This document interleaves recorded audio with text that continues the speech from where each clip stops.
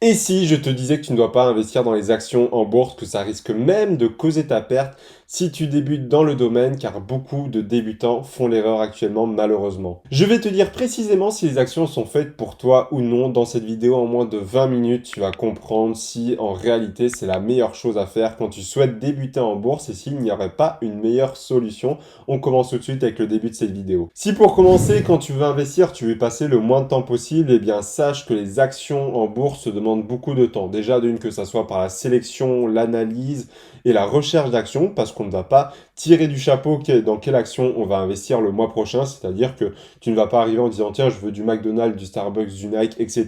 Tu peux très bien le faire, mais ça risque malheureusement de te causer ta perte, parce que beaucoup de débutants perdent en bourse, notamment à cause de cela. Ils investissent comme s'ils joueraient aux fléchettes, et là où la flèche se plante, eh bien ils sélectionneraient cette action-là. Ça ne marche absolument pas comme ça. Si tu veux réussir en bourse, il te faut une stratégie et des connaissances. Et le gros problème avec ça, c'est que tu vas devoir passer du temps à savoir si l'entreprise est bien ou non. C'est pas parce que c'est une très grosse entreprise très connue que ça veut dire qu'elle est forcément bonne à avoir dans son portefeuille. Peut-être que son bilan comptable est très mauvais, peut-être que les indicateurs sont mauvais, elle est peut-être surévaluée, le dividende ne va peut-être pas te convenir, les analyses fondamentales ne vont peut-être pas te correspondre ou vont être négatives. Donc il y a énormément de choses à prendre en compte et cela sur chaque action que tu vas vouloir acheter par la suite. Donc il faut comprendre que ça va te prendre quelques heures par mois d'analyser, de rechercher, de sélectionner les bonnes actions parce que si l'action que tu voulais acheter n'est pas bonne, il faut en trouver une autre et réeffectuer l'analyse et cela tous les mois. Et même si tu réinvestis dans des actions que tu as,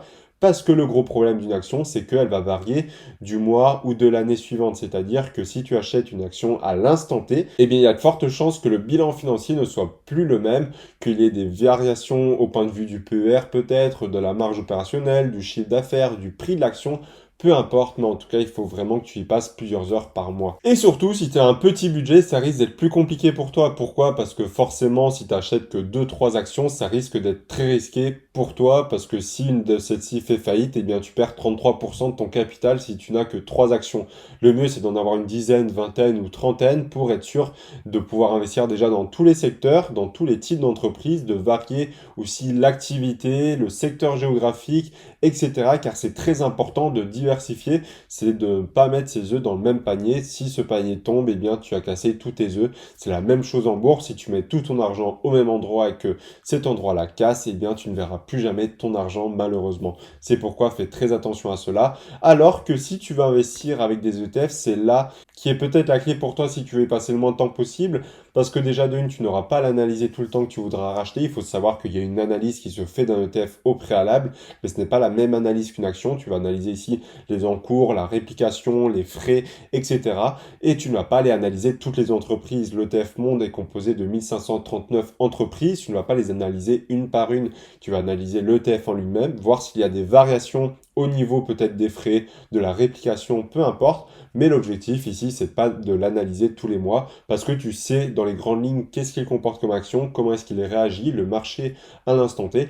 Et tout ce que tu auras analysé, c'est les petites variations mais propres à l'ETF. Et surtout, pour la diversification, l'ETF Monde coûte 24 euros actuellement chez Lixor, le EWLD, et tu vas être réparti dans des milliers d'entreprises, comme je te l'ai dit. Donc là-dessus, même un petit budget pourra faire largement l'affaire. Et si tu as un peu plus de moyens, le CW8 de Amundi, qui coûte à peu près 400 euros, possède exactement les mêmes répartitions, à juste des frais un petit peu plus faibles et un meilleur encours sous gestion. Ensuite, rien ne vaut une tranquillité d'esprit quand tu es un investisseur. Et est-ce que les actions sont réellement bonnes pour dormir tranquille et ne pas avoir de stress? C'est peut-être la chose qui cloche avec celle-ci. Pourquoi? Car simplement, si l'action et l'entreprise en elle-même fait faillite, eh bien ton action vaudra 0 euros. Pourquoi? Eh bien c'est très simple, si l'entreprise n'existe plus, tu imagines bien que l'action de celle-ci ne vaudra plus rien, parce que qui voudrait acheter des parts d'une entreprise qui a fait faillite et qui n'existe plus? C'est comme si aujourd'hui j'invente une entreprise qui s'appelle X et que je te dis, est-ce que tu achèterais une part à 100 euros de mon entreprise X qui n'a jamais existé, qui n'a jamais rien vendu? C'est exactement la même chose. Donc, fais très attention, les actions, si c'est mal diversifié, si c'est mal équilibré et si c'est mal réparti, tu risques fortement de mal dormir la nuit, surtout dans ces périodes-là. Et même des grosses actions, on l'a vu avec Netflix qui a perdu plus de 70% de sa valeur à un moment donné depuis le début de l'année. Donc crois-moi que ce n'est pas que les petites entreprises qui peuvent faire faillite ou perdre beaucoup. Netflix n'a pas fait faillite, il a juste eu des mauvaises nouvelles et un retour de situation après le Covid qui a été très lucratif pour lui. mais on voit que même des grosses entreprises peuvent tourner très mal en bourse, malgré de forts fondamentaux ou de fortes bases techniques. Et bien malheureusement, personne n'est à l'abri de voir son capital partir dans une entreprise qui fait faillite. C'est pourquoi les actions sont très très dures à gérer en tant que particulier si tu n'as pas la bonne stratégie et les bonnes connaissances. D'ailleurs, si tu veux devenir autonome avec tes investissements et comprendre mes méthodes et mes analyses, je t'envoie 3 emails par semaine dans mes emails exclusifs. C'est le premier lien en bio. C'est totalement gratuit et tu recevras le prochain email dès qu'il sort. Et enfin, pour finir, si tu veux dormir sereinement, il faut comprendre que les ETF, pour ça, c'est peut-être la meilleure manière. Pourquoi? Parce que tu vas être investi dans un secteur, par exemple, ça peut être l'immobilier, la santé, l'eau, ça peut être une zone géographique comme le monde, les pays émergents, l'Asie, l'Europe, etc. Ça peut être un indice, le SP500, le Nasdaq 100, le CAC 40, etc. Ou un point commun comme le momentum, la valeur, la qualité ou les dividendes. Donc tout ça fait que en fait tu investis dans un panier d'actions et si demain dans le SP500 Apple fait faillite, chose qui serait peut-être le plus grave pour le SP500, eh bien certes tu vas ton portefeuille dans le rouge, on va pas se mentir, Apple est une très grosse entreprise, mais tu ne perdrais pas tout ton argent parce qu'il y a 499 autres entreprises qui le composent. Alors que si tu investis uniquement dans Apple et que Apple fait faillite, là tu auras perdu tout ton capital. Et si tu veux même diminuer les risques, parce qu'évidemment dans le SP500, Apple a un plus gros poids que PayPal ou d'autres entreprises, eh bien tu peux prendre le SP500 qui a une répartition équitable de chaque entreprise dans celui-ci. Donc à toi de voir suivant ta stratégie. Mais en tout cas, investir dans un panier d'actions sera toujours plus sécurisé qu'une entreprise en elle-même individuelle. Et en plus de ça, avant de passer au prochain point, on voit que la gestion passive, donc avec des ETF, performe souvent beaucoup mieux à long terme que la gestion active en faisant du stock picking et en analysant dans quelle action investir. Maintenant, si tu veux créer un patrimoine sur la durée, c'est l'objectif de la majorité des investisseurs à long terme en bourse, et bien est-ce que les actions sont réellement si bien faites pour ça? Eh bien la réponse est oui et non. Premièrement, on va parler des dividendes. On voit beaucoup de débutants investir en actions et en bourse pour toucher les premiers dividendes. Alors certes, c'est toujours excitant de voir ses premiers euros ou ses premiers centimes arriver en ayant dormi, en n'ayant rien fait à part injecter de l'argent dans l'entreprise. Donc c'est très lucratif et très intéressant de voir ça au tout début. Mais le revers de la médaille est tout autre parce que très peu de personnes arrivent à vivre de ces dividendes concrètement. Je t'ai d'ailleurs fait une vidéo juste ici pour te dire quelle somme tu dois investir pour pouvoir vivre de tes dividendes à l'euro près. Eh bien, malheureusement, très peu de personnes auront cette somme-là à investir actuellement. Ça peut se faire sur le temps et la durée, forcément, je ne dis pas le contraire, mais il faut plus voir des dividendes comme peut-être un complément de revenu. C'est très compliqué d'en vivre concrètement et de vivre 100% de ces dividendes, que ça soit avec des actions ou des ETF, mais créer un patrimoine, par contre, avec les intérêts composés, reste très intéressant en bourse. Pourquoi? Parce que là, tu vas vraiment utiliser les intérêts composés à pleine puissance, c'est-à-dire que tu ne vas pas toucher tes dividendes, mais ils vont servir uniquement à être réinvestis pour investir encore plus par la suite et plus massivement, et donc faire un effet boule de neige par la suite qui va grossir avec le temps, parce que forcément, si tu lances un petit caillou en haut de l'Himalaya et qui arrive en bas, il pourra peut-être faire une boule de neige qui fera plusieurs mètres de diamètre.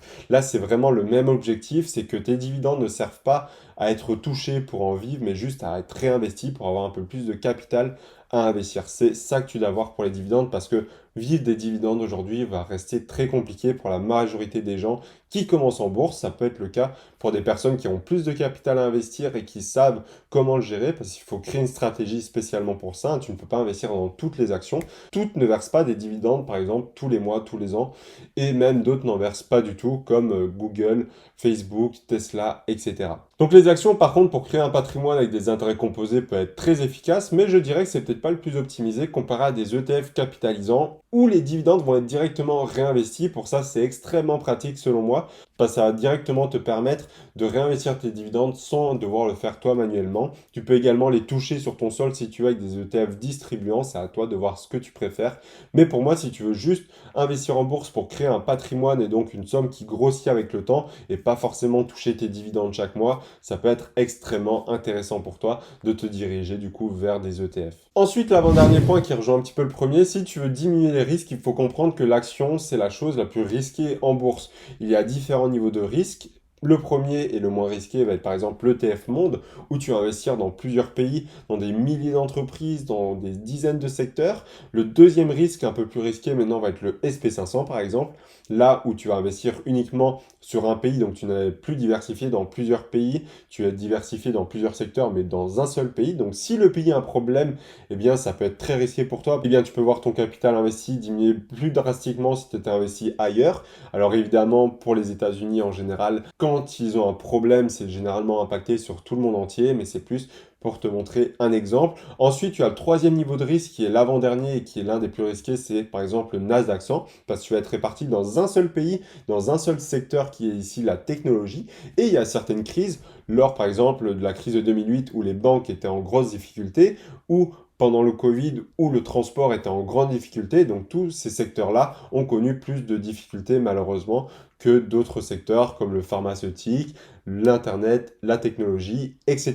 Donc tout ça, ça va vraiment dépendre des crises, des périodes comme la bulle par exemple l'Internet de 2000, etc., etc. Et donc il faut comprendre que le fait d'investir que dans un seul pays, dans un seul secteur, c'est l'un des niveaux les plus risqués, mais juste après ça, on a les actions qui sont vraiment le plus risquées parce que là, tu n'investis plus dans un secteur qui est composé par exemple de 100 entreprises pour le Nasdaq 100. Là, tu vas investir que dans une seule entreprise à chaque ordre que tu vas passer.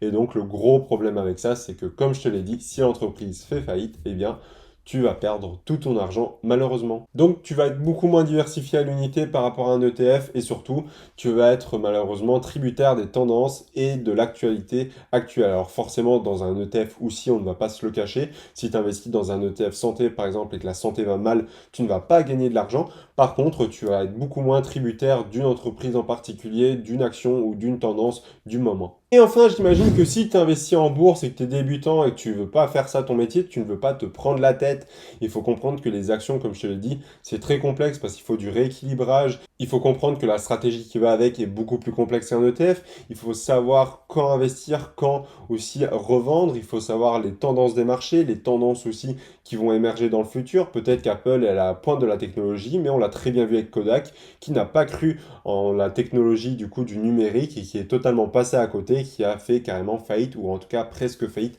à cause de cela et qui n'en s'est jamais relevé. Donc il faut comprendre que les choses changent et quand tu investis à long terme 20, 30, 40 ans, tu auras certainement des entreprises qui n'auront pas cru en la tendance émergente et qui se seront fait dépasser. Donc il y a beaucoup de choses à prendre en compte, mais quand tu veux vraiment ne pas te prendre la tête, peut-être que les actions ne seront pas faites pour toi parce que choisir dans quoi réinvestir tous les mois, devoir la réanalyser, il prend assez du temps. C'est pas parce que tu es absolument fan aujourd'hui de bourse et d'investissement que tu vas encore l'être dans les 20-30 prochaines années avec 3 enfants, une femme et de la nourriture, des factures à payer, de la cuisine à faire, etc. Tu auras peut-être plus envie d'y passer 4-5 heures par mois pour investir et peut-être que par exemple y passer 15 minutes par mois, ça ne te dérangera pas parce que tu les trouveras. Donc c'est pourquoi il faut vraiment trouver le pour et le contre. C'est pourquoi moi je préfère encore une fois les ETF à ce niveau-là. Ça me prend littéralement 5 minutes à investir dessus. Je ne me pose pas la question dans le quoi investir parce que je sais exactement mes répartitions et j'ai pas des dizaines et des dizaines de positions. Et je n'ai du coup pas la peine d'analyser une par une les actions, mais uniquement si l'ETF se porte toujours aussi bien qu'avant. D'ailleurs, si tu veux en savoir un petit peu plus sur le monde de l'investissement et de la bourse, je t'ai fait une vidéo spécialement sur le sujet où je vais te dire exactement comment tu vas pouvoir commencer à investir dès maintenant en bourse, peu importe tes moyens, en te créant la meilleure stratégie possible. J'espère que cette vidéo t'aura plu, je te dis à tout de suite dans cette prochaine vidéo, on se retrouve juste derrière, c'était Maxime.